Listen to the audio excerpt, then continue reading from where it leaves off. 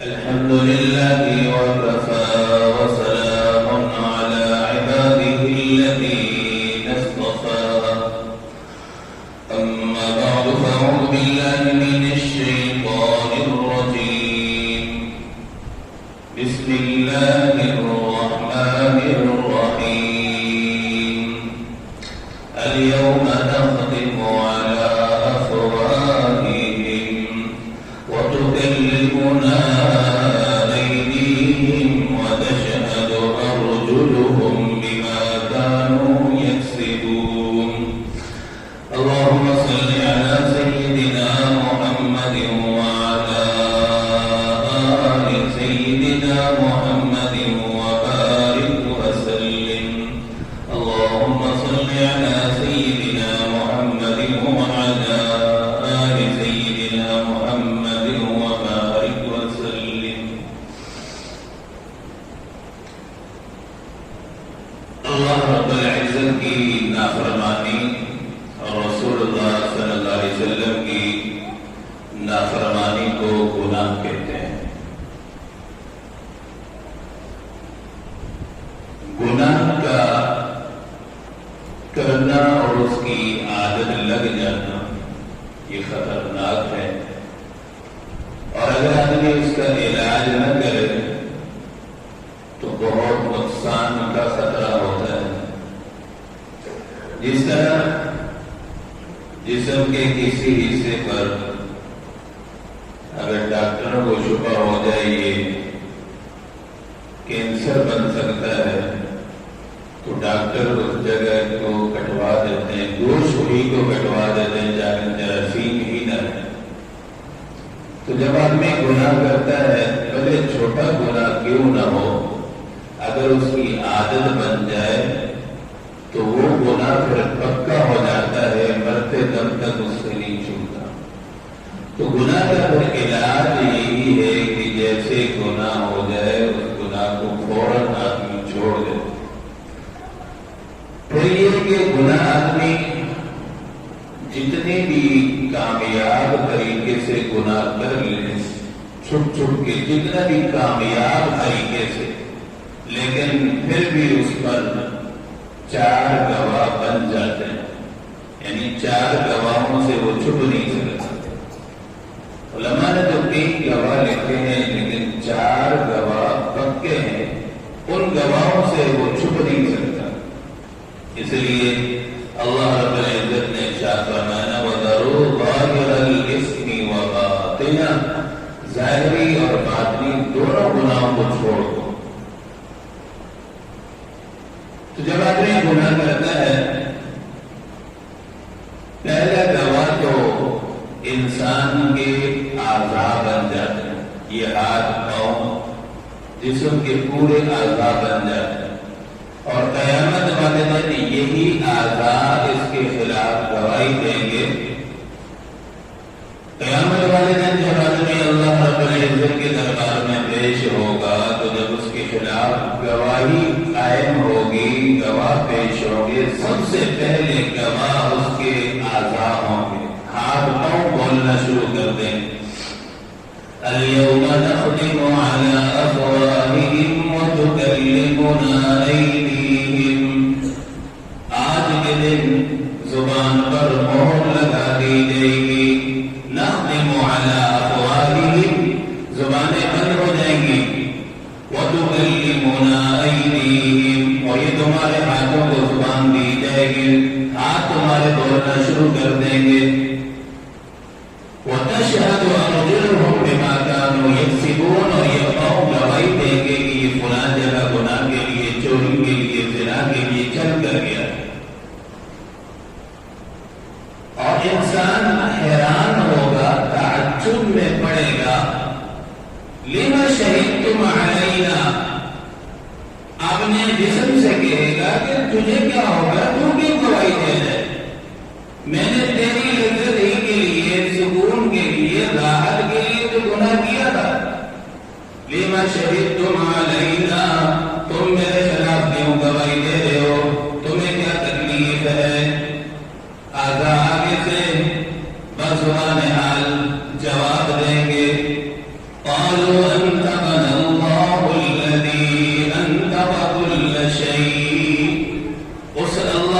العزت نے ہمیں زبان دی ہے، جسے اللہ نے دنیا میں تمہیں منہ کے اندر جو ایک گوشت کا ٹکڑا ہے اس کو بولنے کی طاقت دی تھی، اسی اللہ نے آج ہمیں زبان عطا کی ہے۔ انطق کل شیء، تو یہ ہاتھ، یہ پاؤں، یہ زبان، یہ انسان کے خلاف ہی گواہی دیں گے۔ آج جس کی راحت کے لیے ہم گناہ کر رہے ہیں وہی اعضاء ہمارے خلاف گواہی دیں گے۔ اور اسی طریقے سے جب انسان گناہ کرتا ہے، دوسرا گواہ اس پر زمین کے جس حصے پر یہ گناہ کرتا ہے وہ زمین کا حصہ کل قیامت کے دن کسی کے خلاف گواہی دے گا۔ یومئذ تحدث اخبارها، قیامت والے دن یہ زمین بہت ساری خبریں باہر نکال کر رکھ دے گی اور یہ ایک اسکرین چلا دے گی زمین انسان کے بارے میں کہ دیکھ فلاں کوثر نیازی کے علاقے میں فلاں فلاں جگہ کھڑے ہو کر تو نے یہ گناہ کیا تھا۔ انسان نے حیران رہ جائے۔ بِأَنَّ رَبَّكَ أَوْحَىٰ لَهَا، اور یہ اپنی مرضی سے نہیں کرے گی، یہ اللہ رب العزت کے حکم سے ساری خبریں باہر نکال کے رکھ دے گی۔ تو انسان کے اعضاء بھی گواہ بنتے ہیں گناہ کے، اور زمین بھی گواہ بنتی ہے۔ اس لیے انسان کمزور ہے، اگر کوئی گناہ ہو بھی جائے تو ہمیں یہ چاہیے کہ اپنے گناہوں کو چھپائیں، کسی کو نہ بتایا کرے۔ ہم اگر کسی کو بتاتے ہیں نا کہ میں یہ گناہ کرتا ہوں تو گویا کہ ہم ان لوگوں کو بھی گواہ بنا رہے ہوتے ہیں، کل قیامت کے دن وہ بھی گواہی دیں گے۔ اور جتنے زیادہ گواہ ہوں تو مقدمہ اتنا ہی مضبوط ہوتا ہے۔ اب یہ 4 گواہ تو پکے ہیں، 2 گواہ بھی ہو جائیں تو پھر بھی مجرم انسان ثابت ہو جاتا ہے۔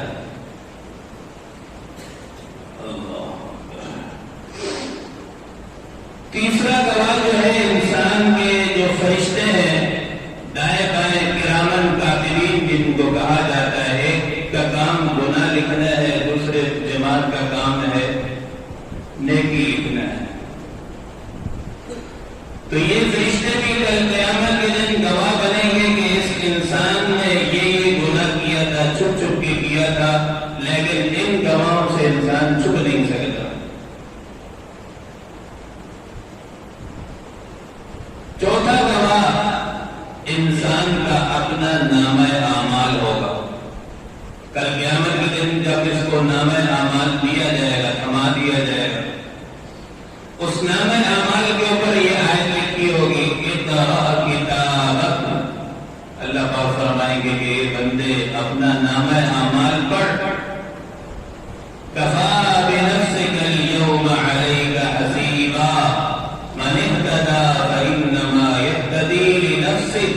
جب انسان نامہ اعمال دیکھے گا، اعمال نامہ پڑھے گا، ووضع الکتاب فتری المجرمین مشفقین مما فیہ، نامہ اعمال کھول کر دیکھے گا، فمن یعمل مثقال ذرۃ خیرا یرہ، چھوٹی سی چھوٹی اگر اس نے نیکی کی ہوگی اس میں لکھی ہوگی، فمن یعمل مثقال ذرۃ شرا یرہ، چھوٹی سی چھوٹا گناہ بھی کیا ہوگا وہ اس میں لکھا ہوگا۔ انسان جو زبان سے بول بولتا ہے سارے بول لکھے جاتے ہیں، کوئی بول انسان کا خالی نہیں جاتا۔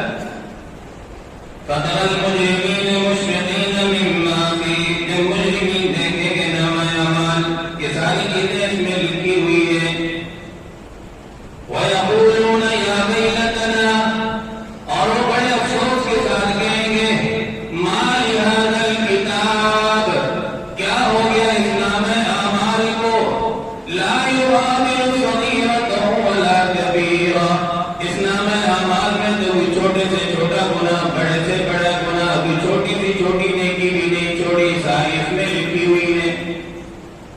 یومی اگر آدمی اپنا محاسبہ کرے تو پورے دن جو انسان کی یاد نہیں ہوتا میں نے کیا کیا کیا،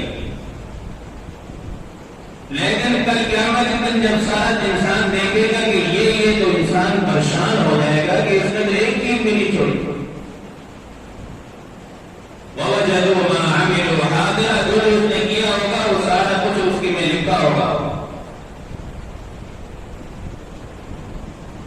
دنیا کا یہ اصول ہے کہ اگر کوئی آدمی جیل چلا جائے، کوئی مقدمہ اس پر قائم ہو جائے، تو عدالت میں ایک فائل بنتی ہے۔ فائل بننے کے بعد وہ مجرم چھوٹ بھی جائے، مقدمے سے بری اور ذمہ بھی ہو جائے، لیکن وہ ریکارڈ اس میں عدالت میں سیف رہتا ہے، محفوظ رہتا ہے۔ محفوظ رہنے کے بعد اگر وہ انسان دوبارہ کبھی عدالت میں پیش ہو جائے تو اس کا سارا ریکارڈ چیک کرا دیا جاتا ہے کہ دیکھو آپ پہلے بھی اس مقدمے میں آ چکے ہیں، اب دوبارہ یہاں تک تو چھوڑو کہ وہ دنیا سے چلا بھی جاتا ہے مجرم، لیکن اس کا ریکارڈ فائل عدالت میں سالوں سال محفوظ رہتی ہے۔ وہ جتنا بھی بچنا چاہے، چھپنا چاہے، صاف ہونا چاہے، وہ دنیا کی عدالتوں میں صاف نہیں ہو سکتا۔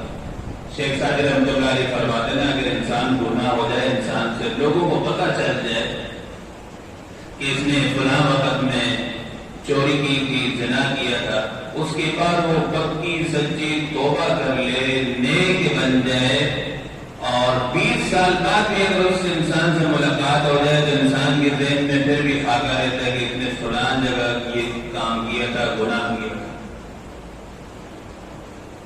لیکن اللہ رب العزت کی عدالت کا معاملہ ہی کچھ اور ہے۔